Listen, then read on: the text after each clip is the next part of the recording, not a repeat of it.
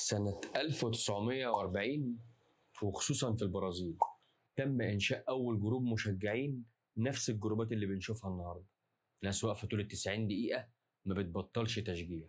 ولكن مش ده الألتراس. الألتراس إزاي اتنشأ وإمتى وفين؟ ده اللي هنعرفه مع بعض النهاردة. جهز نفسك وهاتها من الشبكة.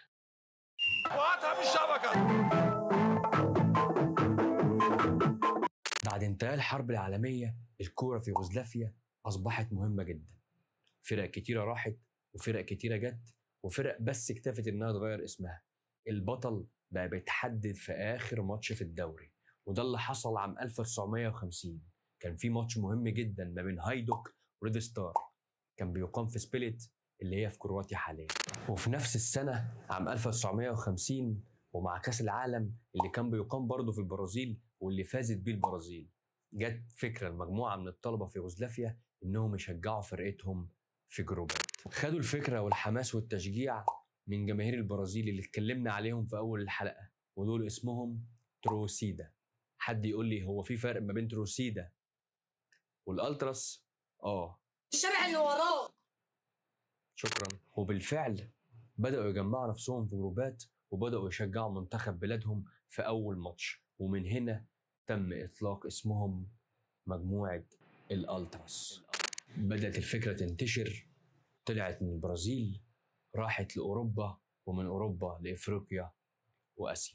انتشر الألتراس في إفريقيا بطريقة كبيرة جدا، ظهر في تونس وبعد كده المغرب وبعد كده ظهر في مصر. غير شكل الكورة، خلاها فيها متعة كبيرة جدا، بقت طول الوقت تسمع تشجيع، تسمع أغاني، مسجات ورسائل بتوصل سواء سياسية أو غير سياسية. وهنا بقى يجي سؤال الحلقة: هل الألتراس شغف أم تطرف؟ مجموعة من الشباب عندهم شغف وحب للكورة وحب لفرقهم ومنتخبات بلادهم، ولا دول متطرفين زي ما سمعنا ناس كتير بتقول؟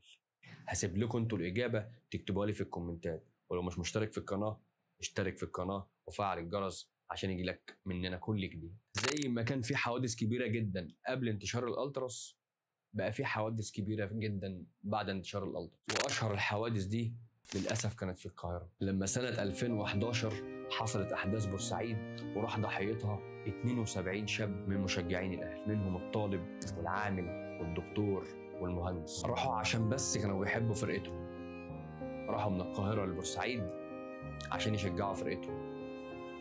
كانوا دايما بيقولوا يوم ما بطل أشجع هكون ميت أكيد، وده اللي حصل فعلا. ربنا يرحمهم ويغفر لهم ويصبرنا على فراقهم. هنفضل طول عمرنا فاكرينهم مش ناسينهم.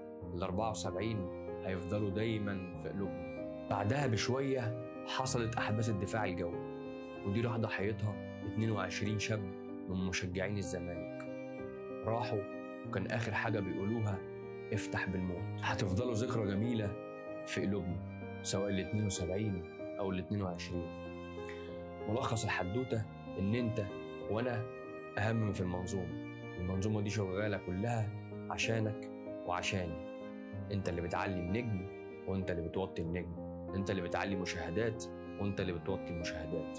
فحاول دايما تختار صح، تتفرج على الحاجة الصح وتقول رأيك بطريقة صح، علشان ما تشوفش ناس في أماكن مش المفروض يكونوا فيها ولا هم مؤهلين إن هم يكونوا فيها. في نهاية الحلقة أتمنى تكون عجبتكم، ندعي لكل الشهداء ونرى لهم الفاتحة، وفي نهاية الحلقة أشوفكم في فيديو جديد. كنت حنين قوي، كنت أخ حلو قوي. يعني أنت ما قعدتش معايا غير 15 سنة، بس 15 سنة يعني 15 سنة يعني مش هما سنة وهتتنسي، لأ 15 سنة هيبقوا أحلى سنة. 15 سنة في حياتي. أنت كنت أحسن أخ، كنت أحلى أخ، مكانش في حد زيك. كنت دايما بقول مش هقدر أعيش من غير أخويا، يعني أخويا مش هقدر أعيش من غيره يعني.